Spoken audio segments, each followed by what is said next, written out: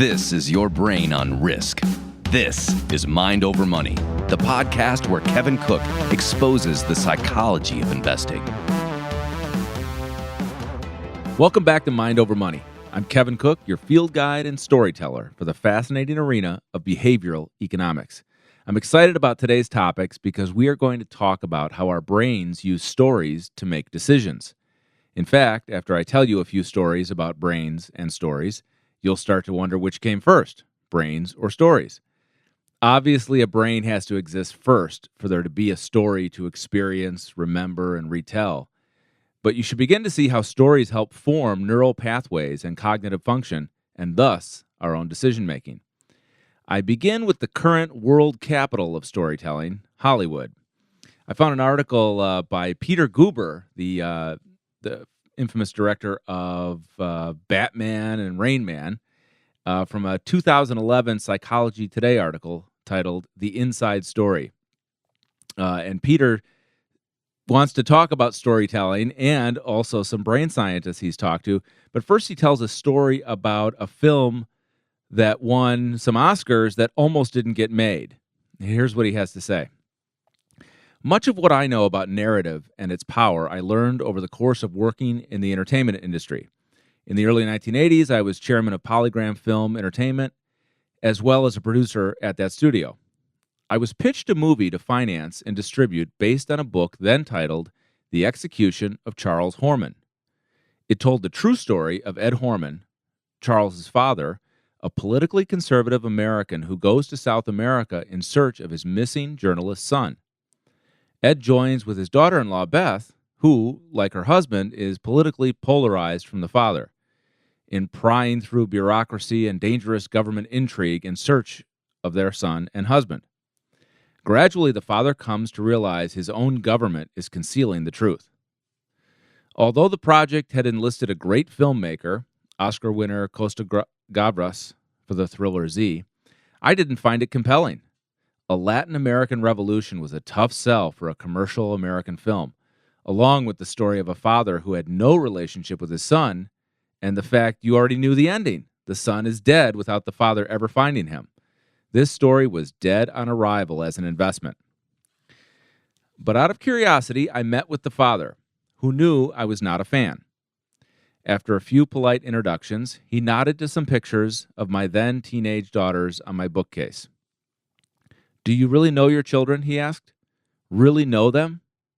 He went on to tell me a story, that the search for his son was more a search for who he was than where he was, because he always suspected he was dead.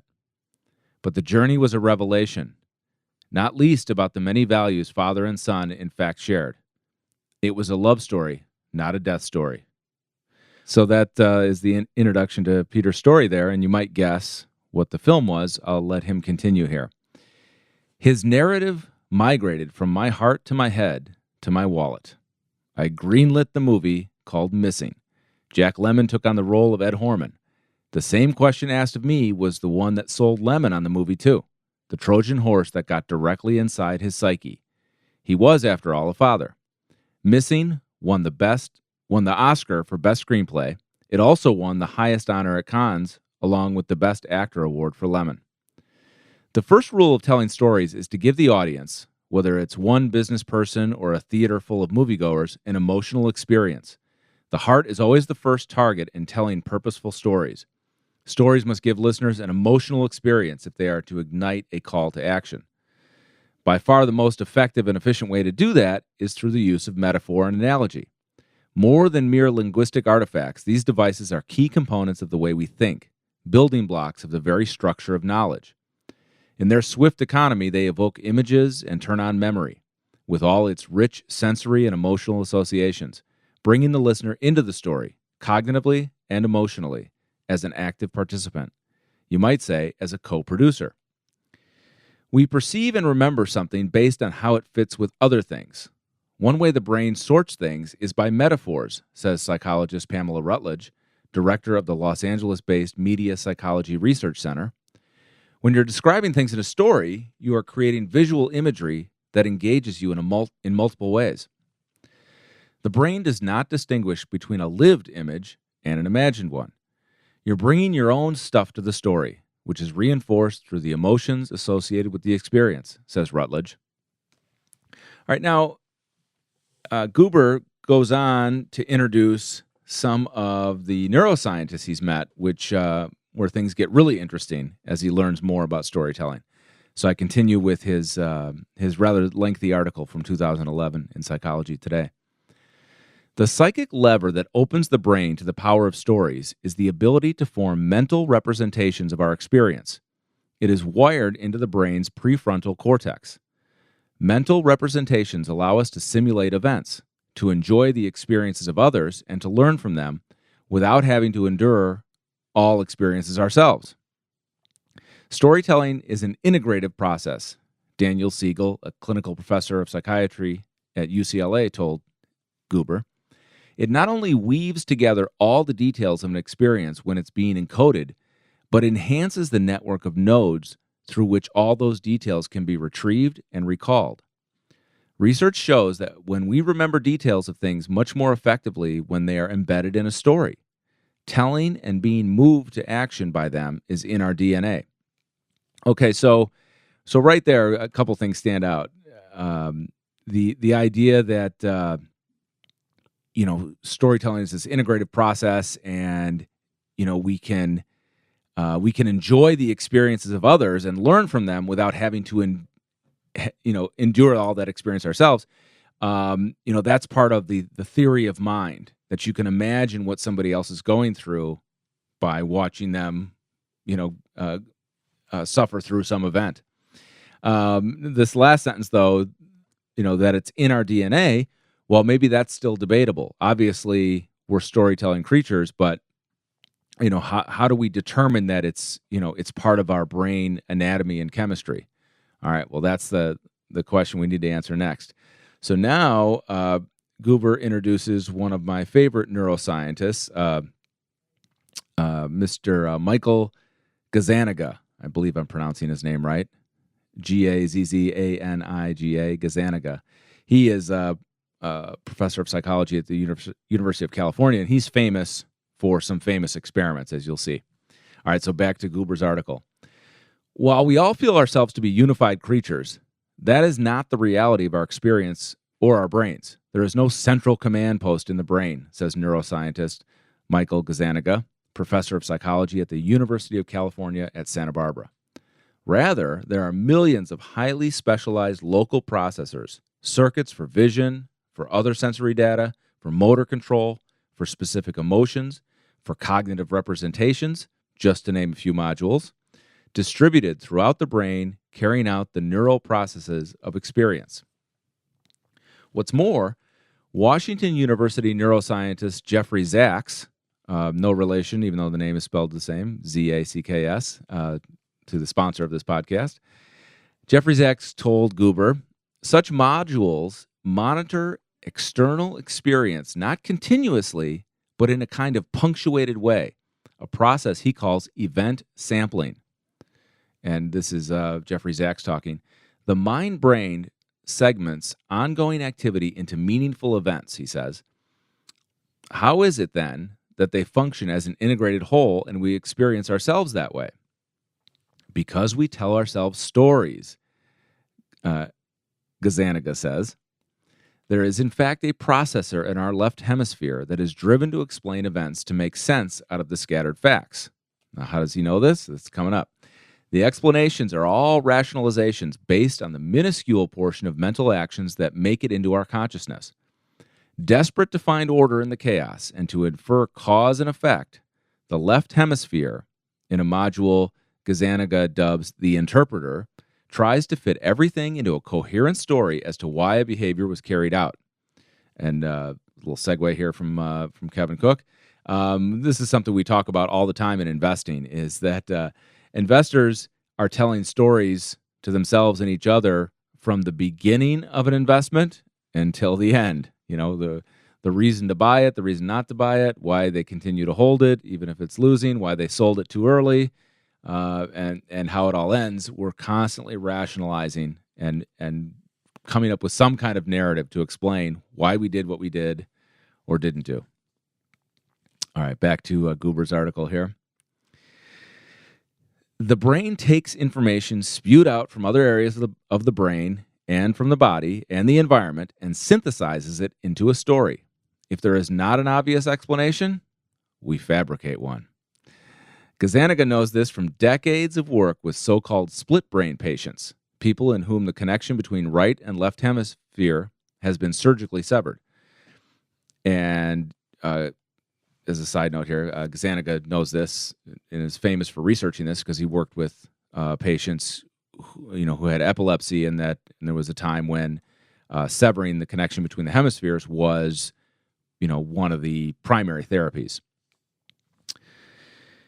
With no transfer of information between hemispheres that are surgically severed, such patients can't possibly know why they are, say, raising their left hand after Gazzaniga sneaks into the right hemisphere to give a command for them to do so. Yet when asked what they thought their left hand was doing, they invent a story to explain why their left hand was moving. And if you want to see a great interview with Gazzaniga on this, go on YouTube and search "How free is your will?"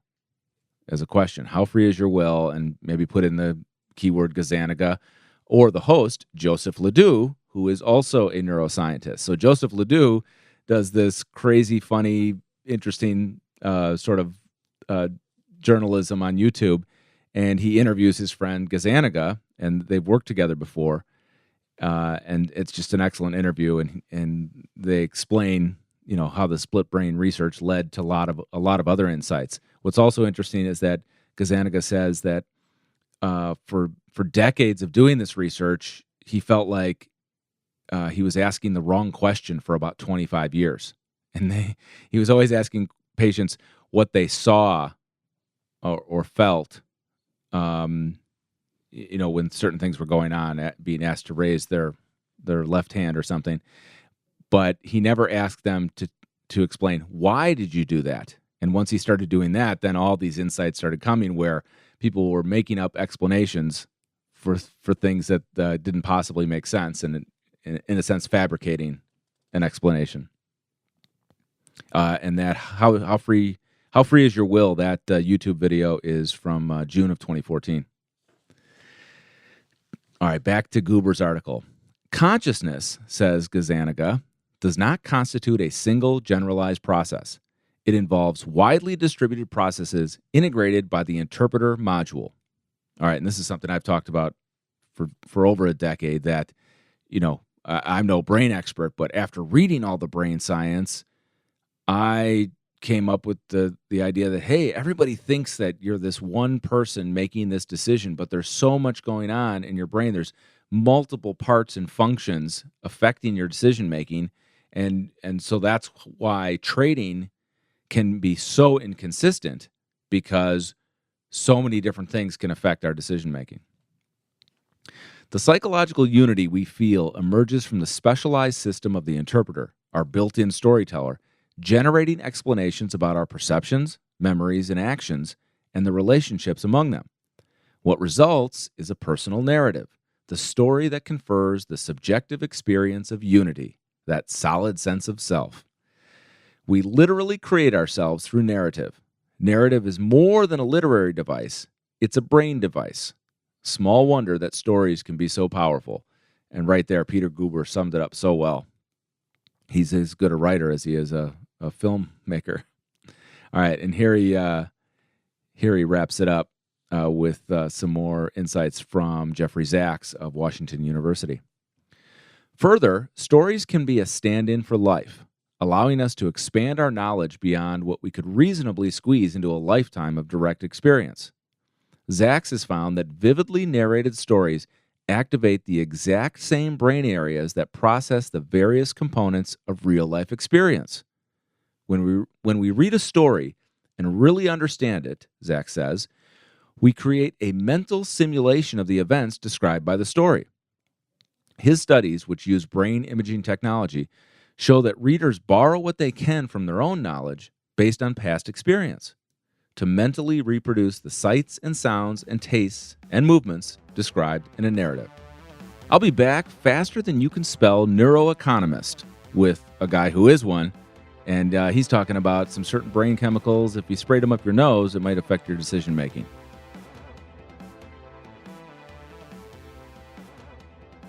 All right, now we're going to talk about the work of neuroeconomist Paul Zak.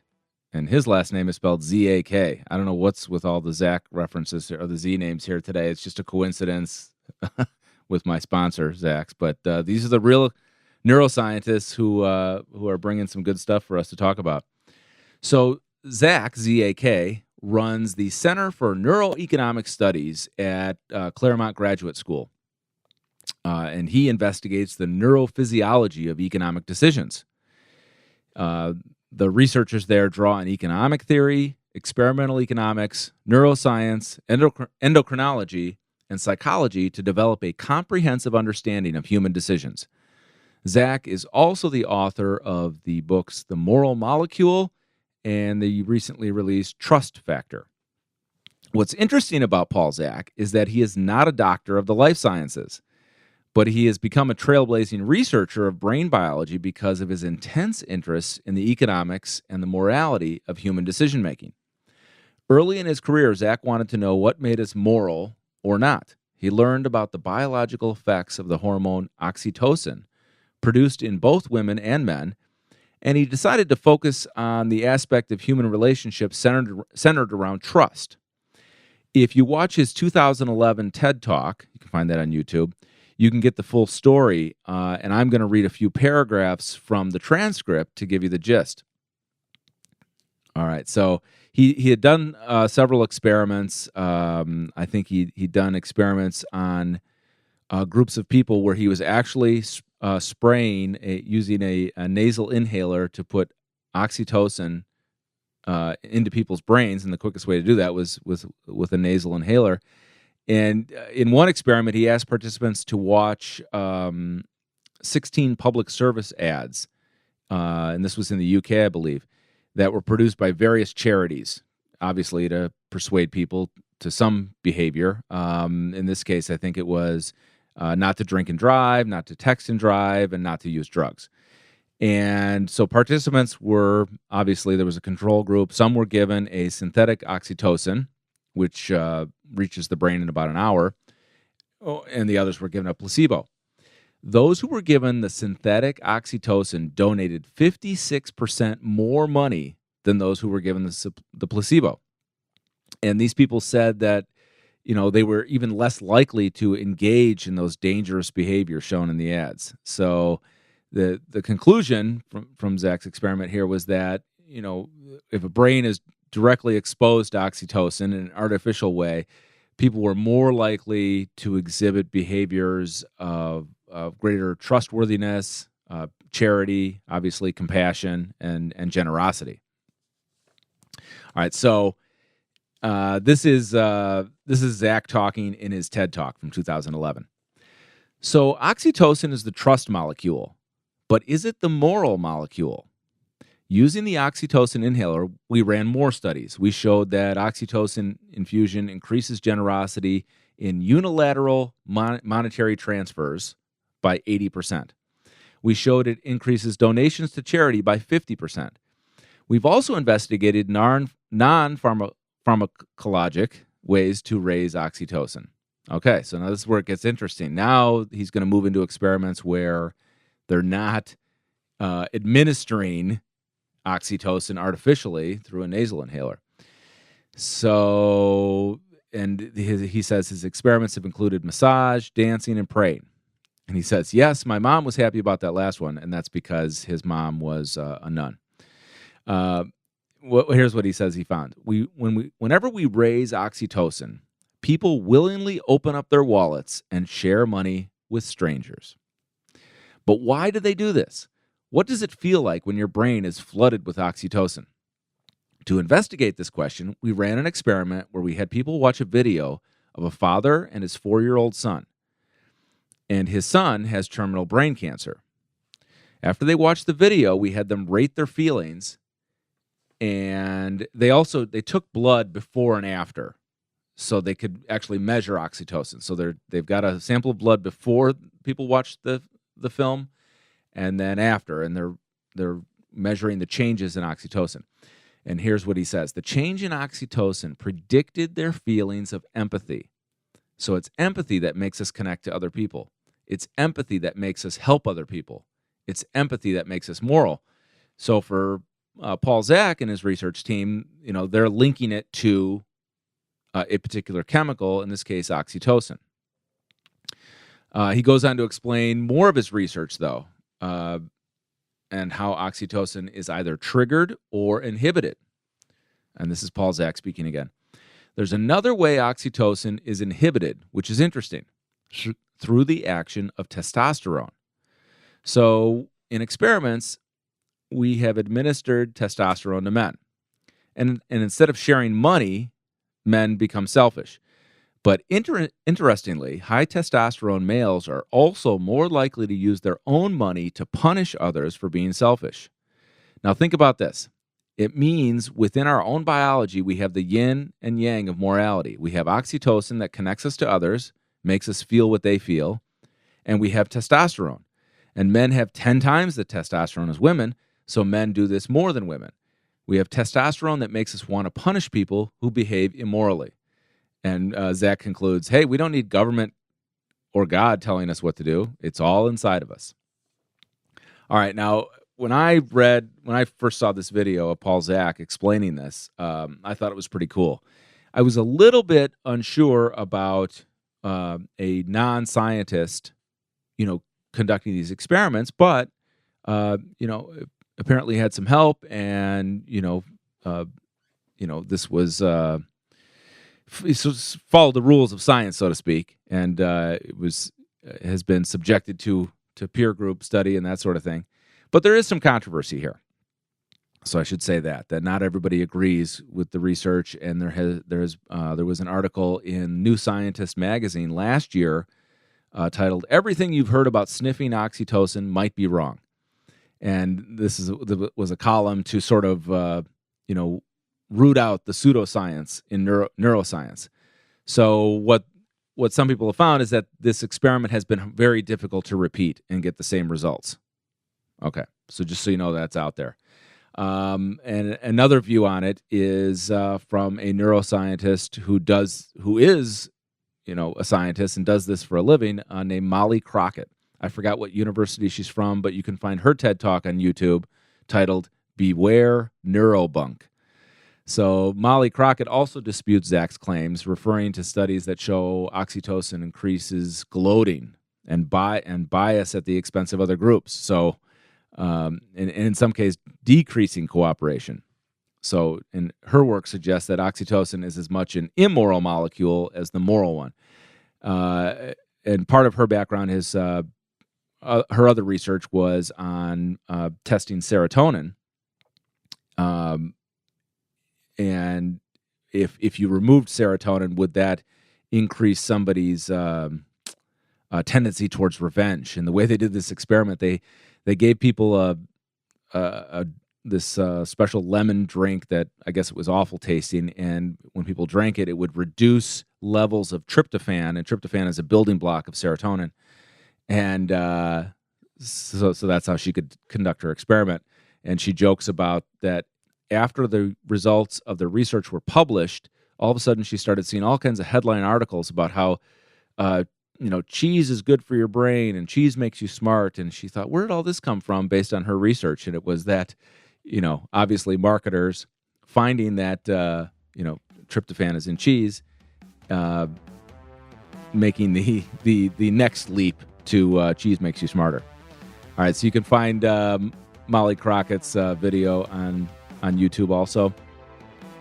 All right, it's been another great discussion trying to link together how our brains tell stories and how that helps us make decisions. It certainly affects all kinds of decisions, not least how we handle our money. All right, thanks for joining me. We'll talk to you next week.